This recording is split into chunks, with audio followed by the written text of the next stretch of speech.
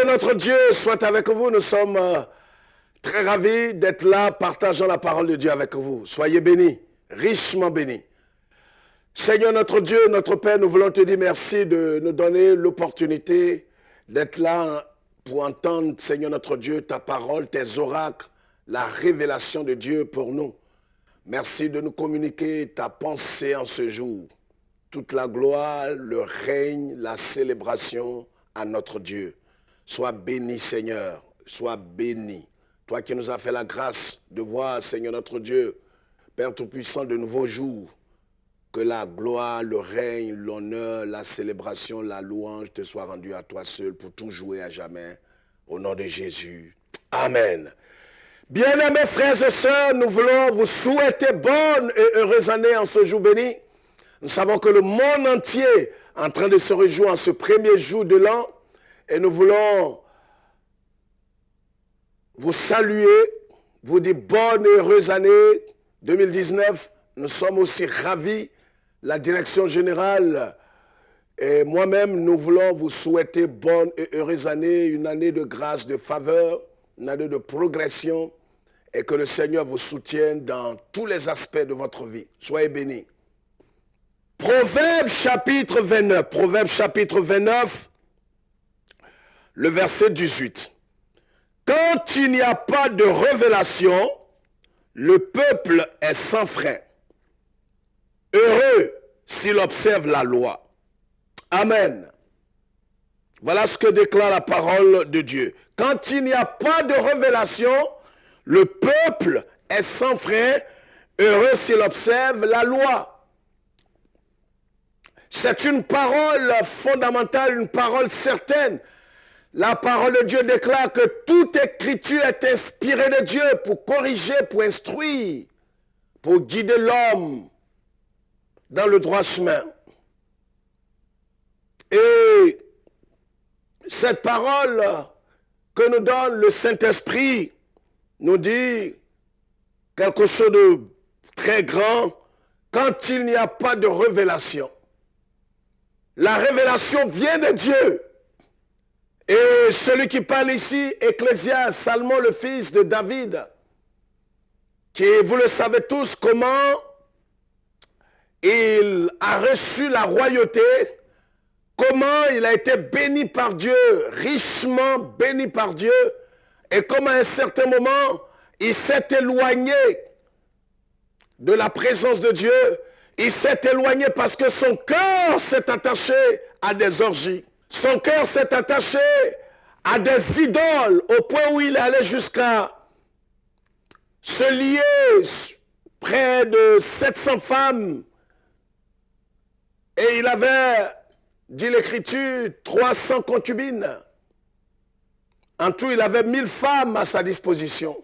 C'était la folie des grandeurs. Et cet homme, au soir de sa vie, il a reconnu par l'Esprit de Dieu que vanité de vanité, tout n'est que vanité, dans Ecclésiaste. C'est lui qui va avoir la grâce et l'opportunité d'écrire encore cette parole. Il dira que quand il n'y a pas de révélation, quand il n'y a pas d'orientation divine, le peuple est sans frein, il sait de quoi il parle. Frères et sœurs, nous sommes tous esclaves du péché, rachetés par le sang de Jésus. Si du moins réellement vous avez fait la paix avec lui. Et cet homme qui est revenu dans le droit chemin a reconnu la grandeur de Dieu, a reconnu combien de fois l'Esprit de l'Éternel est essentiel dans la vie d'un homme. Il a compris que si ce n'est Dieu qui vous guide, alors vous êtes perdus. Bien-aimés frères et sœurs, nous l'avons dit tout à l'heure, chaque nouvelle année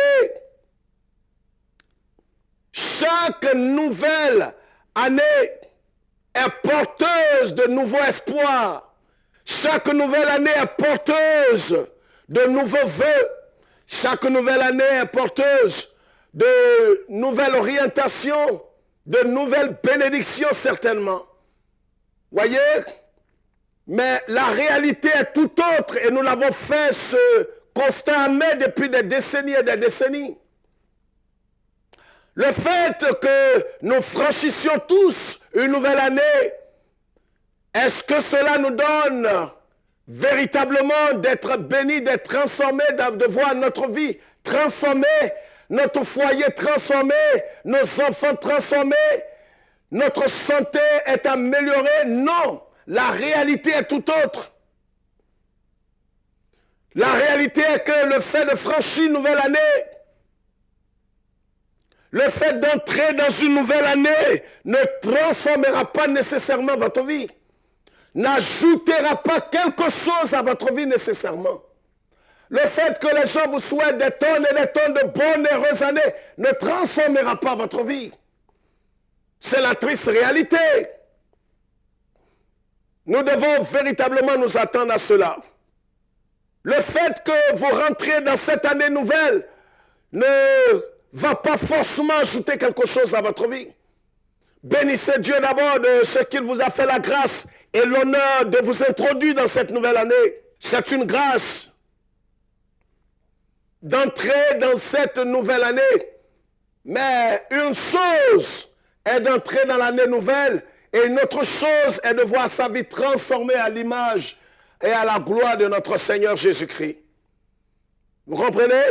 C'est pourquoi, frères et sœurs, nous comprenons exactement ce que le Saint-Esprit nous dit ici, à travers le proverbe que nous avons lu, le proverbe 29, chapitre 29, le verset 18. Quand il n'y a pas de révélation, quand il n'y a pas d'orientation divine, quand il n'y a pas une parole spécifique que Dieu vous donne, quand il n'y a pas véritablement d'orientation venant du ciel, alors la Bible dit que l'homme est sans frein. L'homme fait ce qu'il veut, l'homme va patauger, l'homme va faire ce que son cœur lui dicte de faire. Et en fin de compte, il fera du surplace, il n'aura pas de transformation véritable, il n'aura pas de changement. Alors, depuis des années, plusieurs disent, mais l'année a changé, l'an passé, l'on a prononcé des paroles sur moi. On m'a souhaité bonne heureuse année, j'ai rien vu à l'horizon. Et l'année arrive encore, on prononce les mêmes paroles. Certains même vont jusqu'à voir ces prophètes, ces pasteurs en leur disant, je donne cette offrande, priez pour moi pour que l'année m'apporte beaucoup de faveurs. Moyennant cet argent donné, je donne cet argent pour que, en retour, vous aussi vous priez Dieu pour qu'il me bénisse. Ne soyons pas lâches, ne soyons pas idolâtres. Le thème que je voudrais humblement partager avec vous en ce jour béni, votre obéissance déterminera la qualité de l'année.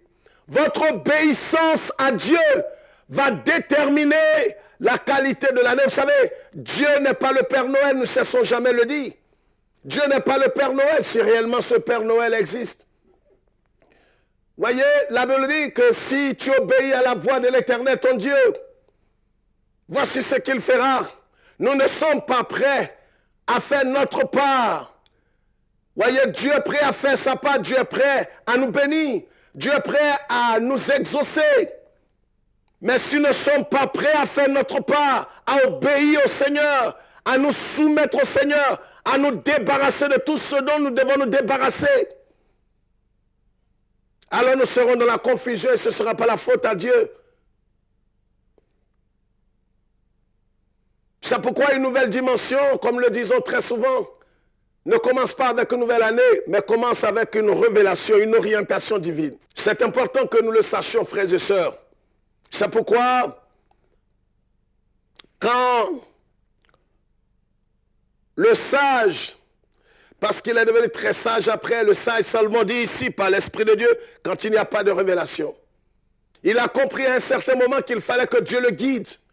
Que si Dieu ne vous guide pas, que si vous n'obéissez pas à la voix de l'Éternel, si vous ne cherchez pas à entendre la voix du Seigneur dans la prière, jusqu'à ce que vous entendiez sa voix, vous entendiez ce qu'il vous dira de faire qui est en conformité avec la parole écrite. Vous comprenez ce que je dis? Ce que Dieu vous dira ne va jamais contredire le canon sacré. La parole écrite, la parole révélée. Si vous avez reçu des révélations, vous avez reçu des songes, vous avez reçu des pensées dans votre cœur et que ces choses sont contraires à la parole écrite, rejetez-les. Vous avez entendu un grand prophète vous dire les choses qui contredisent la parole de Dieu, rejetez sans réfléchir. Parce qu'elles ne viennent pas de Dieu, ce que Dieu vous dira. En pensée, en rêve, ou en songe, ou au travers d'une prophétie sera en conformité avec la parole écrite. Allez devant Dieu cette année. Cherchez la foi du Seigneur dans la prière. Demandez au Seigneur qu'est-ce qu'il veut que vous fassiez. Qu'est-ce qu'il attend de vous. Parce que le vœu le plus ardent de Dieu, c'est que nous soyons semblables à son Fils bien-aimé. En vérité, c'est ce que Dieu recherche. Dieu, ce qu'il cherche, ce n'est pas votre fortune. Ce n'est pas que vous ayez des immeubles, rien contre cela, que vous ayez des voitures, des fortunes, et que vous nagiez dans de l'argent. Ce n'est pas ce qui préoccupe Dieu. La volonté parfaite de Dieu, le plan de Dieu pour vous est que vous soyez semblable à son Fils. Bien-aimé, notre Seigneur Jésus-Christ, selon Romains chapitre 8, le verset 29 et suivant. Vous comprenez? C'est pourquoi, frères et sœurs, nous devons comprendre une chose. Une chose est importante ici. L'année nouvelle qui est porteuse d'espoir, porteuse de vœux, porteuse de bénédictions et de grandes richesses spirituelles et autres. Ces choses-là ne vont pas se déverser sur vous si votre attitude de cœur ne change pas. Si vous n'avez pas reçu de Dieu véritablement une orientation divine, si vous n'obéissez pas à la voix du Seigneur pour vous, alors vous allez passer à côté vraiment de toutes ces choses cette année. C'est vrai que les gens viendront prier pour vous. Des prophètes, comme ils ont coutume, ils viendront en moyennant certainement quelque chose. Ils vont prier pour vous, ils vont réciter leur litanie sur vous. Parce que c'est ce que plusieurs aiment. Ceux qui sont mal affermis veulent que les gens viennent, les mettent en genoux, prophétisent sur leur vie, disent des choses souvent. Et pendant qu'on dit ces choses, toi-même, ton cœur est éloigné de Dieu. Ton cœur est encore dans les orgies, ton cœur est encore dans la haine, dans la rancœur, dans l'animosité. Tu sais à l'intérieur de toi que ton cœur n'est pas disposé à être béni en cette nouvelle année. Donc le fait que les gens te souhaitent bonne, heureuse année ne changera rien dans votre vie. Ne changera rien dans ta vie. On peut même prophétiser sur ta vie. On te dira que cette année, c'est une année de richesse. Mais on te l'a dit depuis des années, ta pauvreté s'accentue. Sois intelligent. Ce n'est pas le fait qu'on prononce des paroles sur toi. C'est le fait que tu t'arrêtes et que tu demandes réellement à Dieu qu'est-ce qu'il attend de toi. L'attitude de ton cœur, c'est pourquoi en Romains chapitre 12, que nous connaissons très bien pour ceux qui sont familiers de la Bible. Je vous exhorte donc, frères, par les compassions de Dieu, à offrir vos corps comme un sacrifice vivant. C'est agréable, ce qui sera de votre part inculturel. Ne vous conformez pas au siècle présent, mais soyez transformés par le renouvellement de l'intelligence, afin que vous discerniez quelle est la volonté de Dieu, ce qui est bon, agréable et parfait. Soyez transformés, ne vous conformez pas au siècle présent. Vous comprenez, l'année nouvelle qui est porteuse d'espoir, porteuse de vœux, porteuse de bénédictions. Mais si vous n'êtes pas transformé par le renouvellement de votre intelligence, alors vous allez avoir les mêmes résultats comme les années précédentes. Et vous serez surpris. Vous allez encore, pour les immatures, vous allez mettre encore sur les sorciers, les génies. Hein? Quelqu'un va aller encore accuser sa pauvre mère, son pauvre père, parce que c'est de cela qu'il s'agit. Vous avez ces messagers de malheur qui vous instruisent. Aujourd'hui, en Afrique et même en Occident, pour ceux qui nous suivent, plusieurs ont divisé des familles aujourd'hui, sous le fallacieux prétexte d'un ministère de délivrance qui n'existe pas dans la Bible. On vous dira que c'est ta mère qui est la cause de tes malheurs. Ton père ne veut pas de ton bonheur. Ta belle-mère est contre toi. Quel est cet évangile? Aujourd'hui, même dans les églises évangéliques, les grandes dénominations, plusieurs se regardent en chair de faïence. Beaucoup, chacun se méfie de son frère et sa sœur en Christ, dans l'église de Dieu. Parce que là où vous mettez en exergue, voyez cet esprit de sorcier, sorcier, sorcier, sorcier, alors il y a la méfiance qui s'installe dans la communauté. On voit une vieille, une grand-mère qui vient avec peut-être une canne parce qu'elle a des problèmes pour marcher. On verra en elle qu'elle est sorcière. On verra en elle la sorcellerie. Vous comprenez? Des foyers sont brisés aujourd'hui par la faute de ces prophètes de malheur, ces mercenaires, en complicité avec même ces brebis. Vous comprenez? Dieu est prêt à te conduire, à te diriger, à te bénir. Si tu acceptes de marcher par l'Esprit de Dieu. Si tu acceptes véritablement d'être transformé de l'intérieur. Parce qu'aussi longtemps que ton cœur ne sera pas transformé. Parce que c'est de l'intérieur qu'on reçoit la pensée de Dieu. C'est de l'intérieur qu'on reçoit les choses divines. Vous comprenez? Alors si tu n'es pas transformé, qu'est-ce que Dieu va faire? Ce qu'il attend de toi, parce que le but final de Dieu, c'est de t'amener à être semblable à son Fils. Ce n'est pas d'abord ces bénédictions matérielles. Ces choses sont importantes, mais ces choses ne sont que des choses éphémères. Mais la bénédiction la plus sublime, la plus élevée, la plus grande, c'est que tu sois semblable à son Fils. C'est que tu ressembles à son Fils spirituellement parlant. Bien-aimés frères et sœurs, l'année peut changer. L'année peut véritablement changer sans que nous ne changions. Et pourtant, on nous a souhaité pas mal de bonnes et heureuses années. C'est pourquoi, frères et sœurs, nous devons comprendre cela. Nous devons comprendre que ce que le Seigneur attend de nous, c'est que nous marchions par la révélation. La révélation, ce n'est pas l'illumination. Ce n'est pas des choses, on tombe en transe, on voit dans le ciel, on voit des choses. Non, souvent, non. La révélation de Dieu, c'est quand Dieu nous parle. Vous savez, la Bible est appelée le Logos, la parole écrite. Il y a ce que la Bible appelle le Rema, la révélation spécifique que Dieu vous donne. En cette année, priez Dieu et que le Seigneur vous donne ce Rema que vous receviez, ce Rema que vous recevez, cette parole spécifique venant de Dieu, pas d'un homme, pas de votre imagination, mais venant du cœur de Dieu qui s'adresse à vous. C'est pourquoi l'auteur de Proverbe ici dit, quand il n'y a pas de révélation, le peuple est sans frein. Quand il n'y a pas de révélation, comprenez? Si vous n'avez pas reçu quelque chose de spécifique, qu'est-ce qui a bouleversé la vie de Pierre? Aucun homme avant lui, en dehors de Jésus, n'a marché sur la mer, n'a assujetti la mer. Mais c'est quand il a eu cette révélation, c'est quand il a prié, il a dit, Maître, et le Seigneur lui a parlé, et c'est ainsi que Pierre va assujettir la mer. Vous n'allez pas faire des expériences extraordinaires si vous n'avez pas reçu spécifiquement de Dieu une parole. Quelque chose qui s'adresse à vous, pas une parole générale, mais une parole qui s'adresse à vous spécifiquement. Et vous avez la confirmation du Saint-Esprit que cette parole s'adresse à vous. Vous comprenez? C'est pourquoi, sans révélation, le peuple est sans frein. Sans révélation, le peuple est sans frein.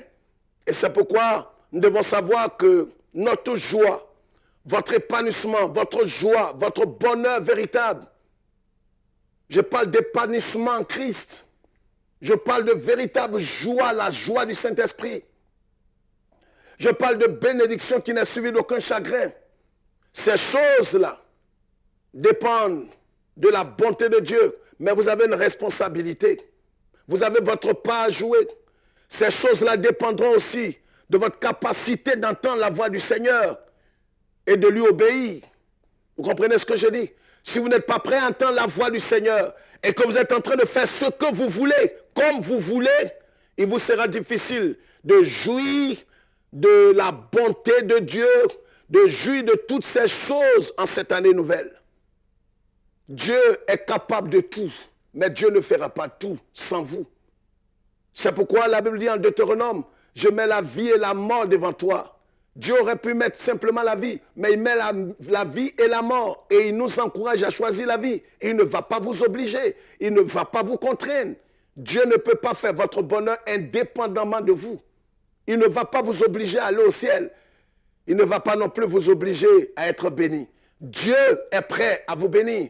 Il veut que votre joie soit grande, que votre épanouissement soit véritablement grand en cette année. Et que vous soyez bénis au-delà de toute imagination. Mais ce que vous devez savoir, c'est que tout cela est lié à votre capacité d'entendre la voix de Dieu et d'obéir à la voix du Seigneur. et c'est très important. Écoutez ce que Dieu a à vous dire. Éloignez-vous du péché sous toutes ses formes dans votre cœur.